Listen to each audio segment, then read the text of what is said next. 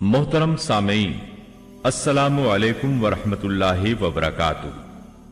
किताब सुन्नत की इशाअत के आलमी इदारे दारुस्सलाम की तरफ से आपकी खिदमत में तख्लीक कायनात और तख्लीक आदम अलैहिस्सलाम से लेकर ईसा अलैहिस्सलाम तक तमाम अंबिया और कौमों का तस्करा क़िससुल अंबिया पेश किया जा रहा है। शुरू अल्लाह के नाम से जो बड़ा मेहरबान निहायत रहम वाला है। आइए अब शुरू करते हैं उज़ैर अलैहिस्सलाम का किस्सा। उज़ैर अलैहिस्सलाम अंबियाए किराम की जमात में एक करीम और अजीम नबी थे। अल्लाह ताला ने उन्हें एक बस्ती की तरफ चलने का हुक्म दिया। वहां पहुंचे तो बस्ती वीरान थी, बेआबाद थी। अब ये हैरान हुए कि मुझे यहां किस लिए भेजा गया। ऐसे में ख्याल आया अल्लाह ताला इस मुर्दा बस्ती को कैसे जिंदा फरमाएंगे। ये ख्याल ताज्जुब के तौर पर था। अल्लाह ताला सूरतुल बकरा आयत 259 में फरमाते हैं, या उस शख्स की मानंद के जिसका गुजर उस बस्ती पर हुआ जो छत के बल औंधी पड़ी हुई थी। वो कहने लगा कि उसकी मौत के बाद अल्लाह ताला उसे कैसे जिंदा करेगा। तो अल्लाह ताला ने उसे भी मौत दे दी 100 साल के लिए। फिर उसे उठाया, पूछा तुझ पर कितनी मुद्दत गुजरी। कहने लगा एक दिन या दिन का कुछ हिस्सा। अल्लाह ताला ने फरमाया तू 100 साल तक ठहरा रहा। फिर अब तू अपने खाने पीने को देख कि ये बिल्कुल खराब नहीं हुआ, और अपने गधे को भी देख, हम तुझे लोगों के लिए एक निशानी बना रहे हैं। तू देख कि हम हड्डियों को किस तरह जोड़ते हैं, फिर उन पर गोश्त चढ़ाते हैं। जब ये सब जाहिर हो चुका तो कहने लगा मैं जानता हूं अल्लाह ताला हर चीज पर कादिर है। अल्लाह ताला ने नींद की हालत में उज़ैर अलैहिस्सलाम की रूह कब्ज की थी। इसलिए उन्होंने जवाब देते वक्त समझा कि शायद वो सो रहे हैं।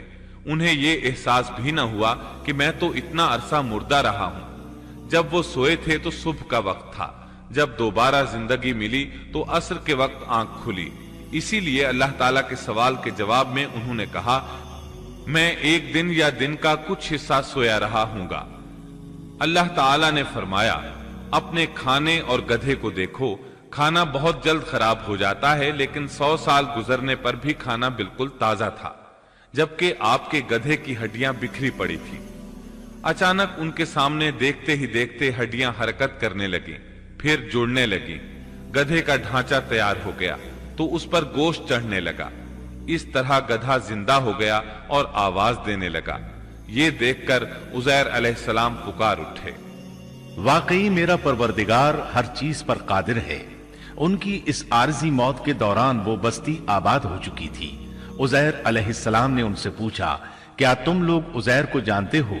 उन्होंने कहा जी हां, उन्हें फौत हुए 100 साल से जायद अरसा बीत चुका है। तब उज़ैर अलैहिस्सलाम ने उन्हें बताया मैं ही उज़ैर हूं। उन्हें यकीन न आया। वो एक बुढ़िया को ले आए, उसकी उम्र 120 साल थी। उन्होंने उससे उज़ैर अलैहिस्सलाम के बारे में पूछा।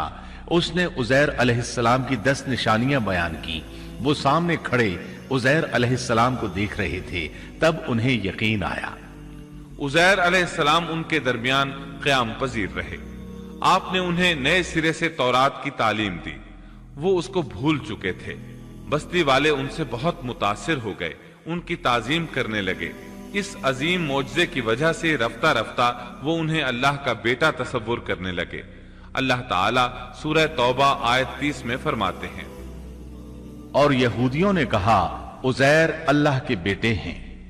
ये अल्लाह ने उनका एक जुर्म बयान किया है। ये जुर्म उनमें नस्ल दर नस्ल चलता रहा, यहां तक कि इस दौर में भी यहूदी उज़ैर अलैहिस्सलाम को अल्लाह का बेटा मानते हैं। आपका नाम दीवाने मुकद्दस भी रखते हैं और कहते हैं ये मुकद्दस जात की नस्ल से है और माबूद है। यही उनका शिर्क है। अल्लाह उन पर लानत करे। अल्लाह उन्हें इस जुर्म की सजा जरूर देगा। इंसान कितने ही बुलंदबाला मकाम पर पहुंच जाए और अल्लाह ताला के साथ उसे ज्यादा से ज्यादा कुर्ब हासिल हो जाए, तब भी वो अल्लाह का बंदा ही रहता है। और किसी भी बुलंदी पर पहुंचकर वो अल्लाह या अल्लाह का बेटा नहीं हो सकता, अल्लाह का शरीक नहीं हो सकता। अल्लाह जल्ल शानुहू की जात पाक वहदहू ला शरीक है और बाप बेटे की निस्बतों से पाक है। लिहाजा इंसान की सबसे बड़ी गुमराही ये है کہ وہ جب کسی برگزیدہ انسان سے ایسے امور صادر ہوتے دیکھتا ہے جو عقل میں نہیں آتے تو رعب یا عقیدت کی بنا پر پکار اٹھتا ہے کہ یہ ہستی تو خود اللہ ہے جو انسانی شکل میں آئی ہے، یا اس کا بیٹا ہے، یا اللہ تعالی کی شریک ہے۔ وہ یہ نہیں سوچتا کہ بلا شبہ ان واقعات کا جاری ہونا اللہ کی طاقت کے ذریعے ہے جو بطور نشان اس برگزیدہ انسان کے ہاتھوں جاری ہوئے۔ اس کے باوجود یہ نہ اللہ ہے نہ اللہ کا بیٹا، بلکہ اس کا ایک پسندیدہ بندہ ہے، اور یہ امور اللہ تعالیٰ کے خاص قوانین کے تحت صرف اس کی تائید اور اس کی صداقت کے لیے ظاہر ہوتے ہیں، ورنہ وہ بھی اللہ تعالیٰ کے آگے اسی طرح مجبور ہے جس طرح دوسری مخلوق۔ قرآن کریم نے سیدنا عیسیٰ علیہ السلام کی حقیقت سورہ آل عمران کی آیت 59 میں اس طرح بیان کی ہے: اللہ کے نزدیک عیسیٰ علیہ السلام کی مثال آدم علیہ السلام کی سی ہے کہ اللہ نے انہیں مٹی سے پیدا کیا اور حکم دیا کہ ہو جا، اور وہ ہو گئے۔ مطلب یہ کہ اللہ کا بیٹا اگر کسی کو کہا جا سکتا تو آدم علیہ السلام کو کہا جانا چاہیے تھا، لہذا کسی نبی کے بارے میں یہ عقیدہ رکھنا کہ وہ اللہ کا بیٹا ہے بالکل فضول اور باطل ہے۔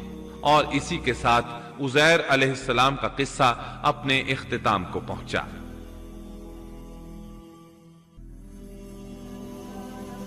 Thanks for watching.